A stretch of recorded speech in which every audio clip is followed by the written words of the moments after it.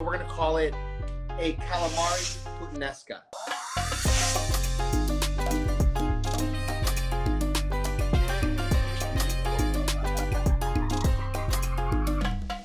Okay, wow, this is really hot. Ooh, yes, that's good, that's good. Hi. Hi, everyone. Oh, this was such a lovely night.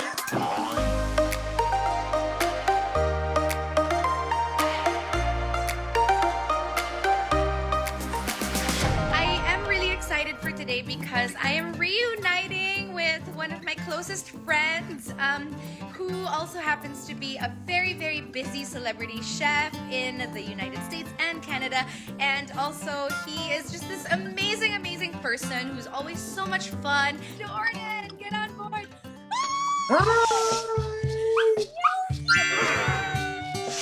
What's up? Good morning from the Philippines. Gnocchi is the cutest thing. Say hi, Gnocchi. Say hi.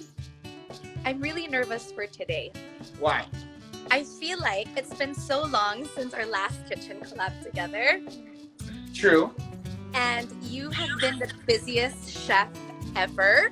I have to give Jordan 10,000% credit for giving me the confidence to actually cook with you guys. This is gonna be the easiest, without a doubt, the easiest thing that we've ever done together. Because Easier than adobo. yeah, I swear it's literally just as easy as it. It's essentially, it's kind of like a puttanesca a little bit, like it's a variation of that. So we're gonna call it a calamari puttanesca. All my ingredients are here. Calamari, unsalted butter, onion, green olives, garlic, kosher salt, black pepper, white sugar, chili flakes, bay leaves, tomatoes, lemon, basil, parsley. So first off, you have your pot.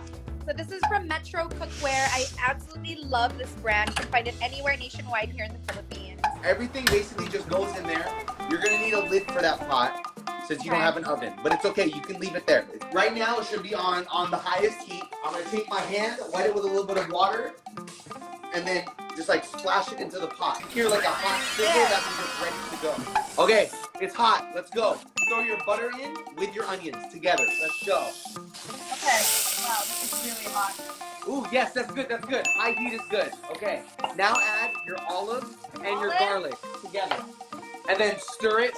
Yeah, stir it a lot. There you go. Perfect. You're adding salt, pepper.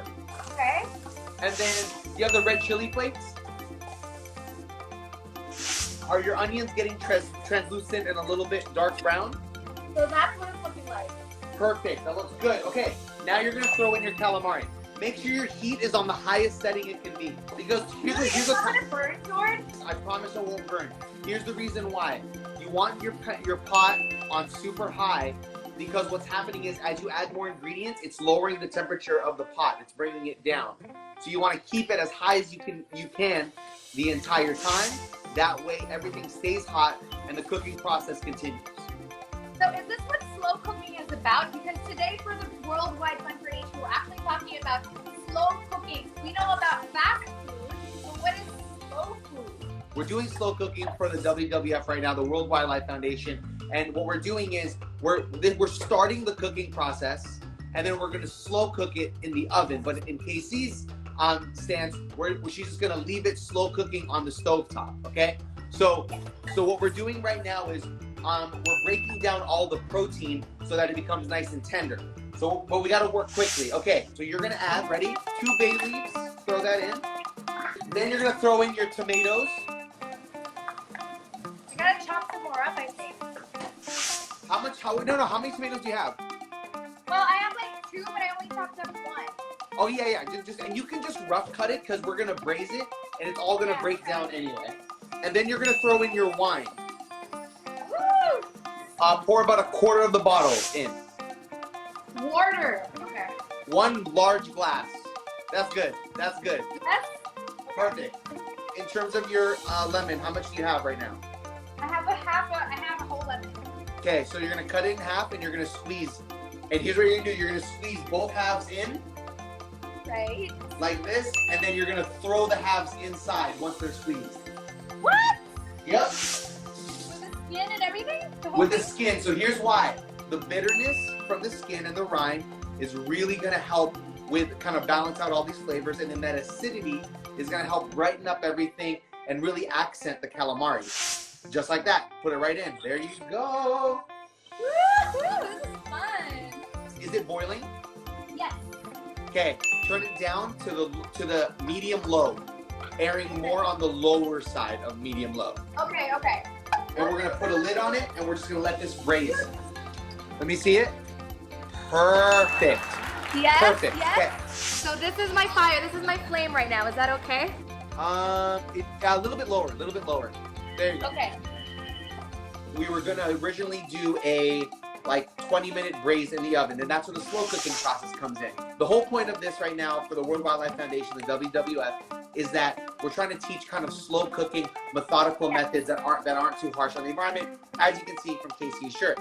So, the whole slow cooking process here, what we're doing is we are slowly breaking down the proteins over an extended period of time. What this does is it renders out some of the fat, renders out the juices from the tendons, and it tenderizes everything in a low and slow process while breaking down the proteins. So that's what's happening right now. So we're going to try to mimic that process that we would originally do in the oven.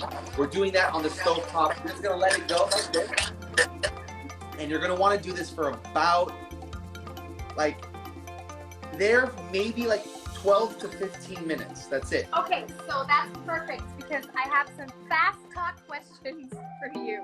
For me or for you? Because I have the questions too. So maybe what we should do is do you want to alternate, you do one, I do one, and then we just go? Okay, so I never actually went through the list. So I collated some things that people wanted to ask you. And yes. But it's basically all the things that I kind of told you about on text. So what is best partnered with coffee? Sugar, because I like things sweet. Oh, okay. Good enough. Okay. My turn. Okay. If you had to pick French baguette or the best cooked rice, which one? Okay, steamed rice. Like the best Filipino grown rice. Respect. Okay, done. All right, your turn. What pairs best with chocolate? Wine. And you're drinking it. Really?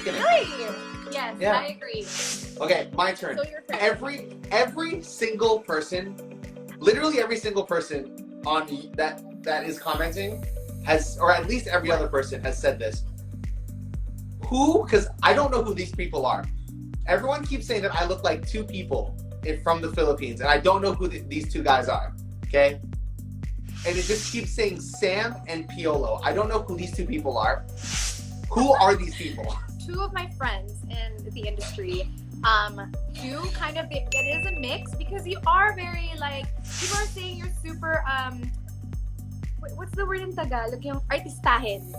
So we're obsessed with Philippines, with actors over here. It's kind of like in India, how people are obsessed with Bollywood and Bollywood actors. Okay, got it. Okay. So you are very screen-friendly, photogenic, and people think you're an actor, but you kind of are. You are a celebrity chef, and Jordan is one of the top celebrity chefs, and also People Magazine's sexiest chefs in the U.S. So we are talking to a big-time celebrity over here. I'm very, very lucky to call him my friend. And I can't wait to see your powers over in LA or New York when I come over. What best pairs with a chef? A hungry person, stomach, someone that just wants to eat. That's the best thing to pair with a chef. Done. Oh, wait, hold on. Real quick, stop what we're doing. Stir the calamari. This actually looks super good. So this is best paired with rice, right? Ooh, that looks good. It does look good actually. And you know what? The squid is malambot. Hindi siya matigas, guys. Hindi siya rubbery, hindi siya makunat. Ang in-expect ko kasi when we were doing this slow cooking was titigas yung pusit. But actually, surprisingly enough, it's malambot and it's super, super tender actually. And by the way, I think I overestimated it. I don't think we'll need 15 minutes. I think we'll only need 5 more minutes. Oh wait, did you add the sugar? I forgot. Did you add the sugar? No, you didn't put sugar. My bad. Sorry. Can you add the sugar now? I just added mine. Just a pinch. Yeah. It should mellow And then out. maybe a little more salt and pepper. And pepper. Yeah. Okay, you know what I'm gonna put in here because I want to taste that like spicy kick. I think I'm gonna use my favorite chili garlic. We have putty. Yeah. I'm gonna use my cousin. So listen, George. And it's called the King's Chili Garlic. So I'm gonna put some of this because George said to put chili flakes, but instead Hold on, no. chili Put like flakes. a whole table. No, put more. That I think I know kind of what you're talking about. Put like a big tablespoon in there. That's gonna only make it better. So Yeah, there you go. There you go. Do I still cover that? Yeah. So stir it around. Because your pot is a little bit smaller and you're using fresh tomatoes, remove 1/2 of the lemon and then put the lid on. Put it back down to medium low, and then we're gonna wait 2 more minutes and we're done. Okay. So I think we have enough time for 2 more questions each. You start. 2 more questions. If you could only eat one dish for the rest of your life, what would it be? I think it would be my Lola's pork skewers with rice and suka. Oh. I'm not pork just saying barbecue? that because it's her. Like I could straight up eat that every day until I die. For real. So outside of the Philippines, what is your favorite city? Paris is definitely always like, it has my heart, you know? Yeah, it would be Paris.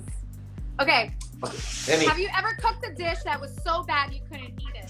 Yeah, 100%. Okay, and here's why. Because as a chef, I don't like to make things based on recipes. Like if I try something, I'll try it and then try to recreate it without Googling it, without looking it up, without asking a chef. So I remember the first time I ever tried to make pork belly, or in Tagalog, I believe it's lechon kawali. Is that right? Yeah. Okay, so the first time I ever tried to make it, it was terrible. It was undercooked. It was so hard and tough. The fat was gross. It was just terrible. And that's one of many because I like to But experiment. how hard is it I'm not the chef here, I would probably mess it up too, but how hard is it for an actual chef to fry up pork belly? I'm more talking about when I guess 3 or 4, 5, 6 years ago when I was still understanding things. But even now, now baking, I bet you I would fail and it would taste disgusting. No, so, I don't believe it. I don't believe a single drop of what you're saying. Best part is we're done. Turn off the heat. Ready to Perfect. rock. What I want you to do is pick 10 basil leaves and then get 3 sprigs of parsley. And then I am proud to say this came from my balcony. nice. I literally went on a dinner date and I had mussels and fries and I was like, oh, this was such a lovely night.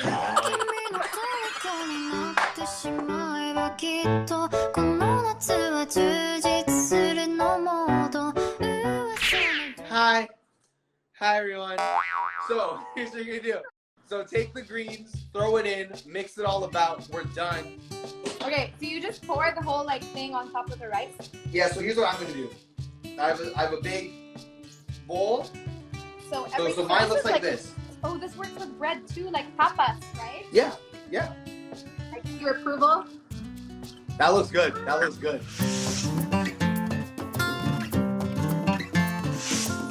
Okay, go. Okay. It's piping hot. It's hot. Alright, what are you eating there? Wow, it feels like, is this an Italian dish? It is. It's Ooh, really that's tasty. nice. Usually over here, we only cook squid inihaw na pusit, grilled squid, or adobong pusit, or maybe fried. But we've never cooked it. We don't really cook it with tomato and wine. This is a very Mediterranean type of dish, but it works so well and anyone can do it. And I think it does work well with bread, but can also work well with rice. It does. It's good, right?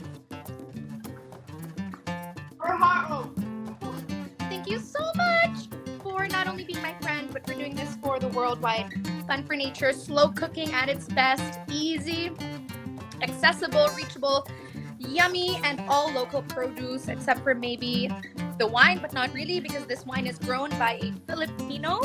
So this is all local produce. The pusit is from Marv's Boqueria, and all of these like basils and parsleys and all of that are from my balcony. And Buding's chili garlic is by my cousins who are Filipino and over here. So guys, support local. Make Mediterranean dishes or international dishes with local produce, and of course with the most amazing international Filipino international chefs like Jordan. So thanks, Jordan, for being here and for supporting the worldwide fund for nature. Of All right, course. I'll see you soon. Thanks. I'll see you soon. Good job. Peace. Hi, Miss Liz. Thank you so much for joining me. Can you explain to all of us kung ano ba talaga yung heirloom recipe or itong slow food na tinatawag? Heirloom recipes are recipes that are passed on from generation to generation. And they usually reek of history, culture, and passion. They also include heirloom ingredients. Ito yung mga variety ng livestock, ng vegetables, ng fruits that existed even before the commercial varieties.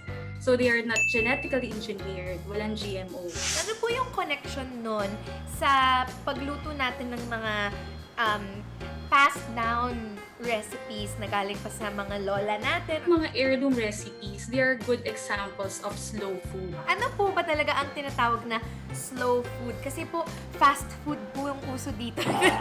Slow food, it is food that is good, clean, and fair. So when we say good, it's rich in flavor, it's fresh, patok siya sa panlasa. And when we say it's clean, less yung food miles niya.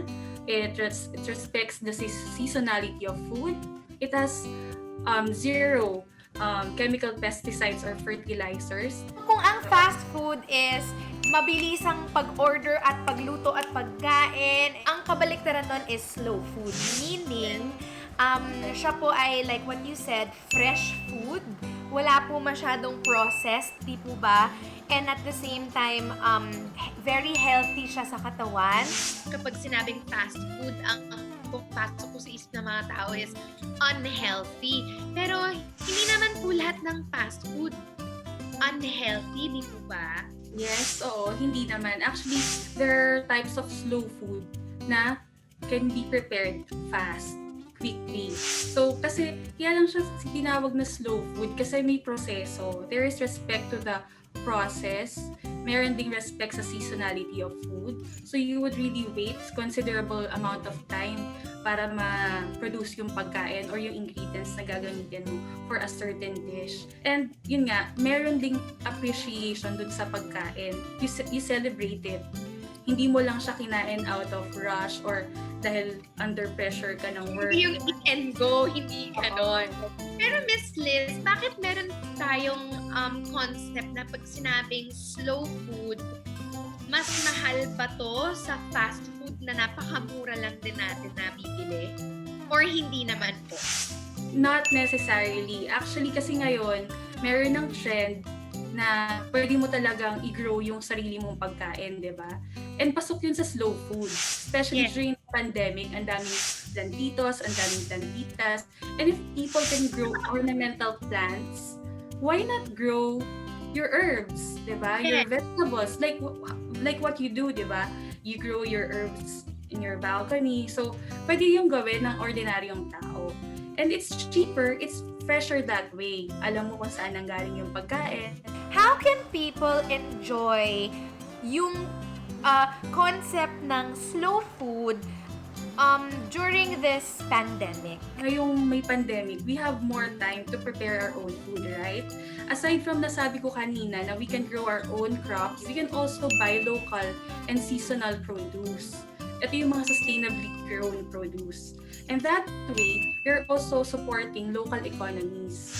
And also, para matawag ng slow food, you also reach out to your grandparents, to your titos, to your titas, to your ninongs and ninangs, and learn more about the recipes na kinalakihan nila na baka hindi ka familiar with these, di ba? So, learn about these recipes own them too. At lastly, ipasa mo rin yung recipes na yon sa family members, sa friends. That way, you're making the recipe sustainable in every sense of the word. Galing! Kasi actually, dun sa episode namin today ni Chef Jordan, ang tanong kasi ng fans is, if you only had one dish for the rest of your life, yun na yung kakainin mo, what would it be? Ang sagot niya talaga, my lola's pork barbecue.